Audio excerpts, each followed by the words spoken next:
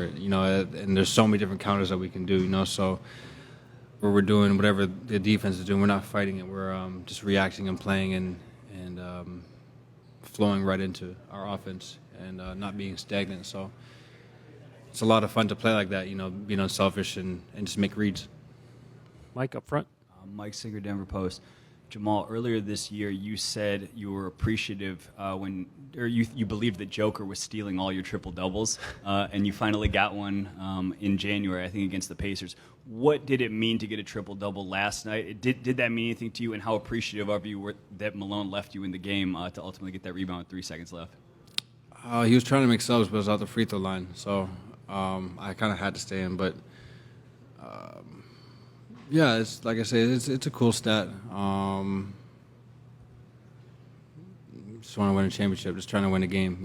It's not really we're something to look into or playing for. It's just trying to win a game, doing everything I can to impact it.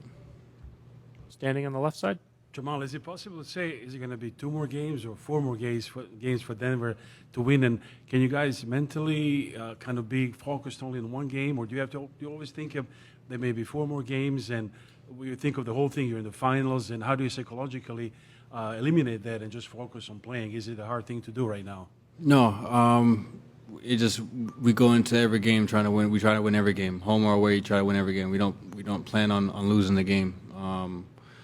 So whether we're home or away, we're trying to win and just kind of react off that. Dan over here.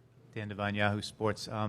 Jokic is shooting something like 47% from 3 in the postseason. Hasn't gotten a high volume of attempts from 3 in this series. What does the threat of his shooting, even if he's not getting them up, what does that open up for your offense? Takes the biggest guy takes the biggest guy out of the paint.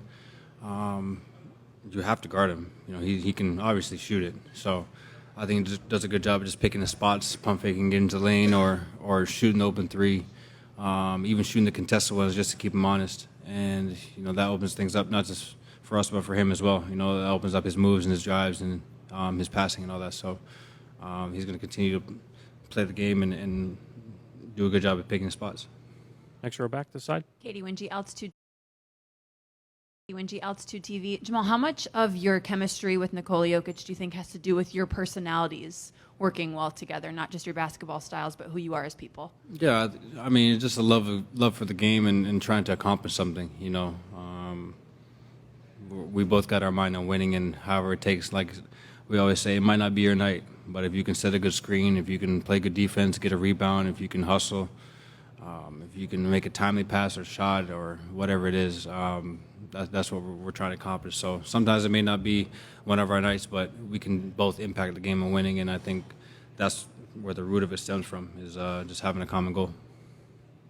Left side. Hey, Jamal, Paul Klee, the Denver Gazette. Joker's seen like a million different types of matchups and coverages the last 2 months. How would you describe how he kind of puts the puzzle together? He solves these problems. It seems like it takes like a half for him to figure out what they're doing and to fix it. Like I said, just making it look easy, slowing the game down, whether the double team is coming from the bottom or the middle. If the single coverage to the sign, it doesn't really matter. He'll figure it out. We'll all adjust and give him the right spacing. So, like he's been doing it, like he's a 2-time MVP. He's been doing it for a while, where they're not just having one guy on him. So, to be able to pick teams apart with his passing and scoring and timely passing is really tough to stop. Right here. Young Musik, ESPN. Jamal, we always talk about Nikola's greatness, deservedly so, but last night Miami shot 3 for 19 when Jokic defended them as a primary help defender, and Bam shot 1 for 10. If Joker starts defending like this, what else can you say about him? Like, what does that do for you guys? We know, as a group, we know what he can do on defense. Just trying to change the narrative and that he doesn't play defense. He's got amazing hands, timing, IQ, rebounding ability, body position, rule of vert. He's got all that. So sometimes it's not about how high you can jump and what kind of shots you can block. It's about body position and where you are on the court, and that's half the job right there. So he's an elite defender in the pick and roll, and for what he lacks, he makes up for it. Rob, back left. Jamal, Rob Mahoney with The Ringer. Obviously, Nikola had a ton of rebounds in this game, but you had 10, Aaron had 10, Michael Porter had 7. How does it change the dynamic of the game when one team like yours is gang rebounding like that, when you really don't know who's crashing, who's going to come up with it? How does that change kind of the dynamic of the game? I think the biggest thing about that is just giving them one shot. You know, they got a lot of scorers and shooters over there, so we can't keep giving them multiple looks, multiple chances, even when we do play good defense. It's very deflating to watch them get a rebound and get another chance at it. So it's a collective effort on the board. You know, like I said, I'll come in from the elbows and chip in. Jokic battling down there every night, and then you got Mike and AG who are normally the second, third biggest guys out there. Clean stuff up. So sometimes it may not be your rebound, but as long as one of us gets it, the job is done. Standing in the back left. Jamal, over here. Tomer Zarli from Clutch Points. I think when we talk about the big man position and dominance, you think about speed, strength, stuff like that. Do you think Nikola's kind of redefined what dominance looks like at that big man position, where he's maybe not the strongest, maybe not the fastest, but he's getting it done at a dominant way? He's strong. He's 7 foot. He's got amazing touch, IQ, passing. You know, he does a great job of just picking the spots when to go right away, when to wait for the double, when to put the ball on the floor, when to spin. So yeah, he's a tough cover down there. He's up there with the greats. Last two quick ones, Mike, and then over here. Mike Singer, Denver Post. Jamal, you've talked about your meditations. You've talked about all the mental work that you've done. How much are you able to envision a game like you had last night versus how much is it organic and you're just in a good mental space and can play like that? I think it's both. Sometimes I'll ask Gino what color jerseys we're wearing, so it helps me envision what I'm trying to portray in my head. Just a little trick where it's a little easier for me to kind of imagine the energy I want to bring in the uniform I'm in. I also envision like reactions. Like if I miss a shot, what is the first thing I'm thinking about? I'm like, damn, that was a good shot, or was that just next shot, or just get back, or don't worry about it, or was what am I honing in on it too long? So little stuff like that, just kind of redefining my mentality within the game so that when it happens, I'm almost prepared for it and able to adjust that way. Last question on the left, second row. We saw you really impressing in this game, and yesterday you were part of the history in the NBA final. Has been you expected, and how do you describe this? It's a lot of fun. We're all having fun, trying to solve this puzzle together. And yeah, like I said, we've all been dreaming about getting to this stage, and we have vets in the league that haven't made it this far in their 15, 16 years of playing. So we don't want to take this opportunity for granted, knowing that this is not an everyday thing. So it takes a lot of work to be here, a lot of years of dedication, and yeah, we just want to make the most of it for everybody. Thank you, Jamal. Appreciate it. Nikola will be next.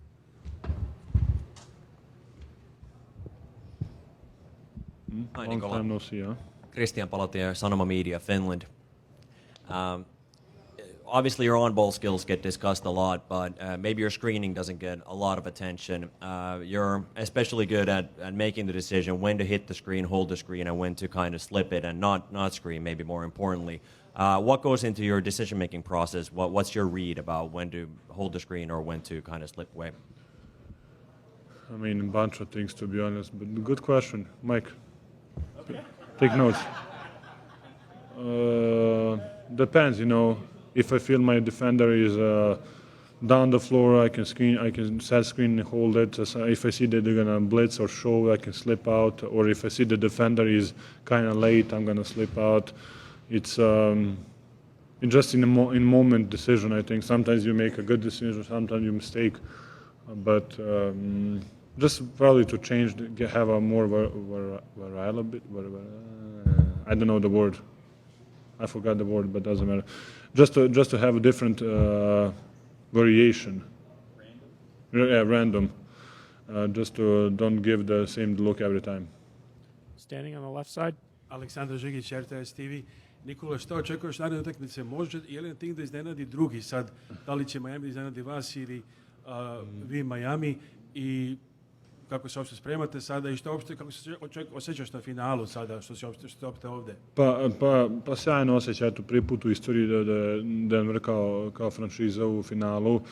A što se tiče same utakmice, pa mislim da ni mi ne možemo njih da iznenadimo, ni oni nas u nekom, možda eto, ne znam da li će da se vrati povređeni igrač, da li mi možda možemo da stavimo nekog novog igrača sa klupe, da neku novu energiju, tako da, ali mislim da generalno da sada je već četvrta utakmica da tu više nema iznenađenja, moje mišljenje.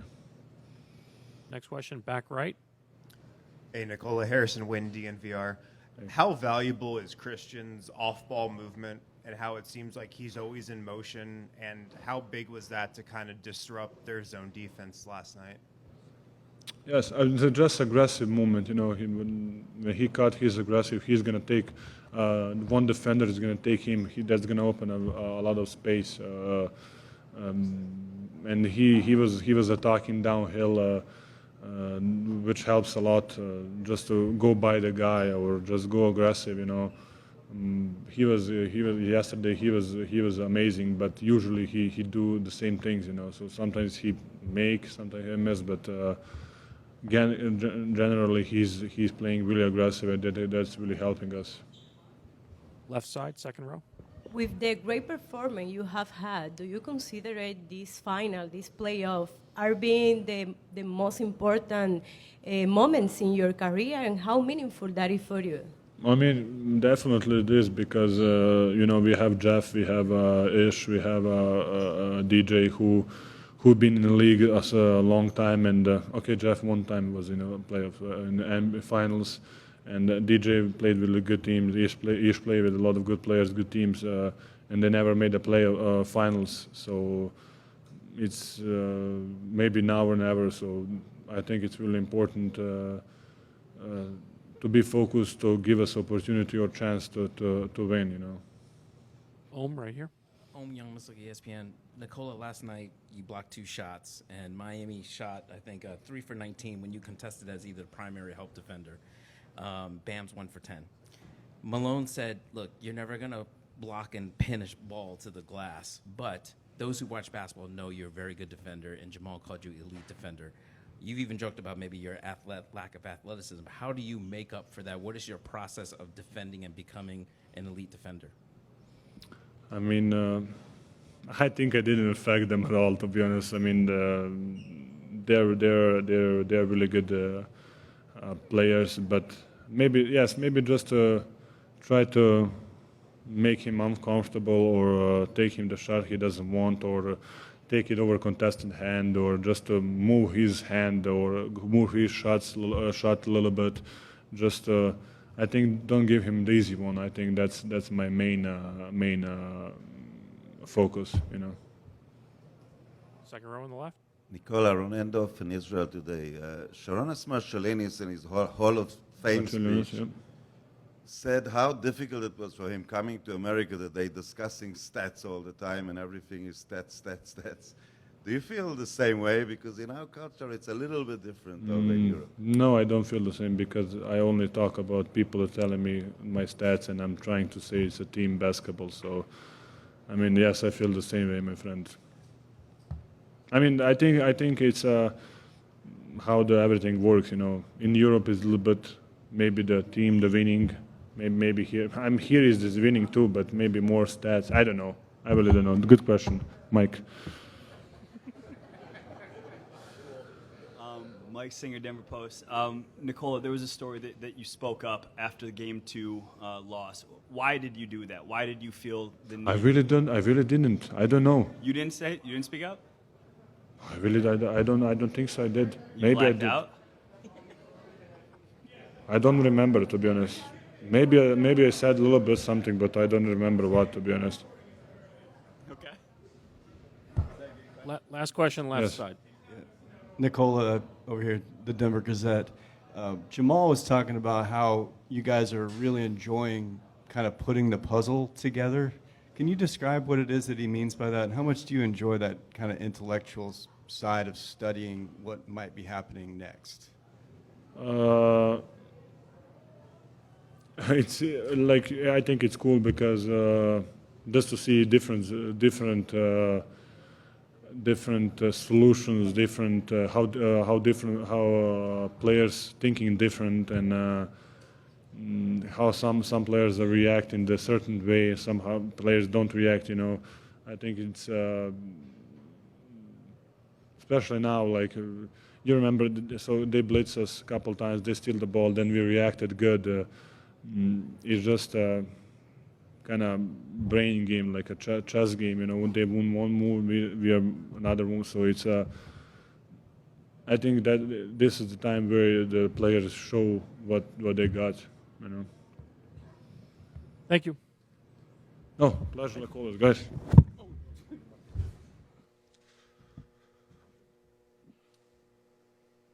On the right side, third row. Ryan Blackburn, Mile High Sports. Aaron, you guys have had a couple days now in Miami. Just, do you think you could expand for us on that Jeff Green dinner at his house, and just maybe how that impacted you guys after what was a tough Game 2 loss?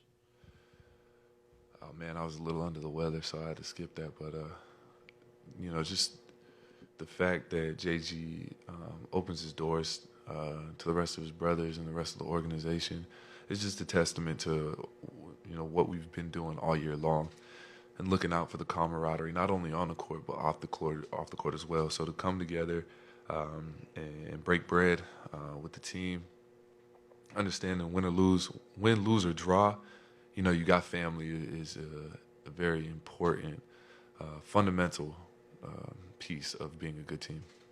We're going to go left side, second row. Right here, and Michael Pina, the Ringer.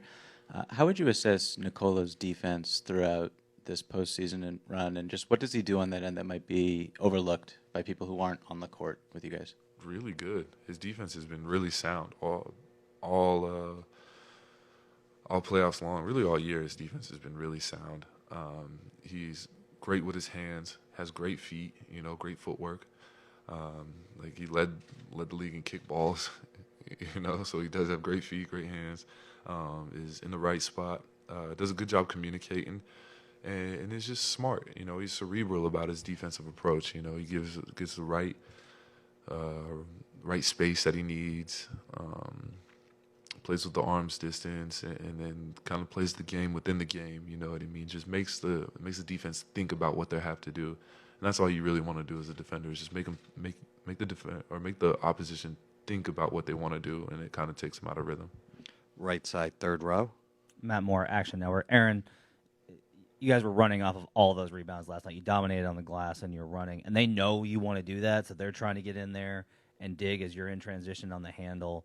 What can you kind of describe that battle as far as like what makes it tough, and why is it so important to push off of those rebounds the way that you guys are, both you and Nikola? Well, we want to score in transition.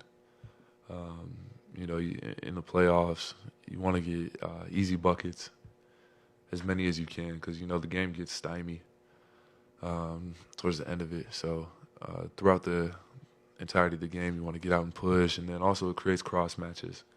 So if I get out and push and a point guard takes me, then maybe I can post up and then draw a double team and kick it. Same thing for Joker. It creates cross matches. Third row on the end. Steve Ashburner, NBA.com.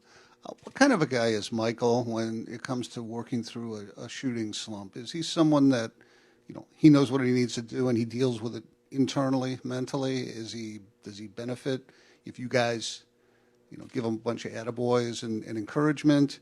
And how do you keep him from drifting or if he's not contributing in the way he does best, to still keep him engaged? I don't think Mike has a bigger critic than himself, so I think he's hard on himself. We tell him just to keep shooting. That's the one thing that this team has encouraged since I've been here, is when you get an open shot, shoot it, and that doesn't change whether you're making it or missing it. Mike is one of the best shooters on planet Earth. He is one of the best jumpers that there is. Damn near of all time, he is one of the best jumpers. So we're not worried about that. Mike's going to make shots. But while he's not making shots, I just encourage him to get touches. And what I mean by touches is anytime you can touch the ball is how you get energy in the ball for yourself, and the ball start going in, whether it be on offense, trying to get an offensive rebound or a tap back or a deflection or a steal or a strip. You know, just anytime you can touch the ball, just do that, and it'll start to feel more rhythmic for you, and it'll the basket will open up, the ball start going in. We're going to go third row in the middle. Jenna Garcia, Clutch Points. Aaron, during the Lakers series, you said that Jamal and Joker were an unstoppable duo that could match up against anybody. And then last night, you see them go out and do what they did. I'm curious, because I know you're a fan of the game, if they're comparable to any duo that you watched growing up. And if you could compare them to someone, which duo would you say they're most like? Really unique. Let's see here. Who would I compare them to? I don't know. They're their own guys. I've never really liked comparisons. They're special in their own ways. Very unique players. So I don't know if I compare them to anybody, but yeah, they're a force to be reckoned with. We're going to go third row. Gary Washburn. Gary Washburn, Boston Globe. You're a top 5 pick and a cornerstone in Orlando. How long has it taken you to kind of find your footing in this league, to figure out your role, what you can do, and be comfortable with that? That it could be maybe an all-star, but you're a good guy, a good player on a good team. How long does it take you to find that comfort and to get into winning as opposed to just like personal accomplishments? Well, I never really cared about personal accomplishments. It was my first 6 years in the league. I had 6 different coaches. So not only was I 19 or 18 coming into the NBA, I was also having to learn a system each and every year. So I'm learning a new system and trying to make my way. It's hard. You can't really nuance the game how you would like to nuance the game. Now that I've been in Orlando with Mike Malone for 2.5 years, I'm understanding what he's looking for. I'm understanding what the team is looking for, what the organization is looking for, where I can kind of manipulate the game in my own right, where I can nuance it, where I can play within myself, and where I can kind of stretch that the area of what I can do. I've always came in with defensive minded as my niche, and then a guy that can make plays and do a multitude of things out there on the floor. So at the end of the day, I'm just out here to help my team win. And so, however it displays itself in that sense, I'm fine with. 2 more questions on the right side, second row. Vinny Benedetto with the Denver Gazette. Aaron, you mentioned you missed the dinner at Jeff Green's. How are you feeling now? Is the sickness behind you? Yeah, I'm feeling much better. Thank you. And then we saw a ton of the Jamal Joker 2-man game last night. I'm curious, what do you feel like your responsibility is offensively when they are in that 2-man game? What can you do to either give them more space or make that combination even more lethal? Oh man, I do what I love to do. That's what's so great about it. Yeah, I get to play the dunker, so I work the baseline, and catch alley-oops and drop-off passes, and then get to bang out. It's awesome. Last question, left side, fourth row. Valeria Rubino, Sport Italy. Can you describe how the skill sets of your 2 leaders seem to perfectly complement each other? And also how Nikola seemed to be changing the world of basketball, being able to do a little bit of everything, also 3-pointers. Yeah, they complement each other very well.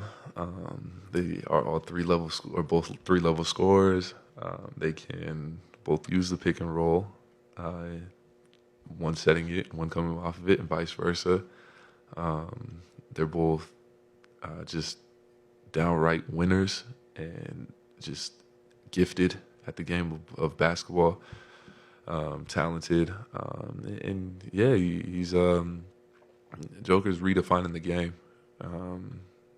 You are going to start seeing more and more players that can just do everything, regardless of size. He's kind of like breaking that mold, kind of like how Magic Johnson did with the point guard position. He's breaking the mold of the center position of only just being dominant down on the block. Now he's being dominant from 40 feet everywhere on the floor. Thank you, Aaron. You've been doing a great job slowing down Jimmy Butler. What are the keys defensively? To stay down on pump fakes, so don't go for shot fakes. Do your best to stay out of foul trouble. Make things difficult for him. Just be physical with him, but mostly just stay down on pump fakes and stay out of foul trouble. Thank you, Aaron. Thanks, everyone. Thanks, guys.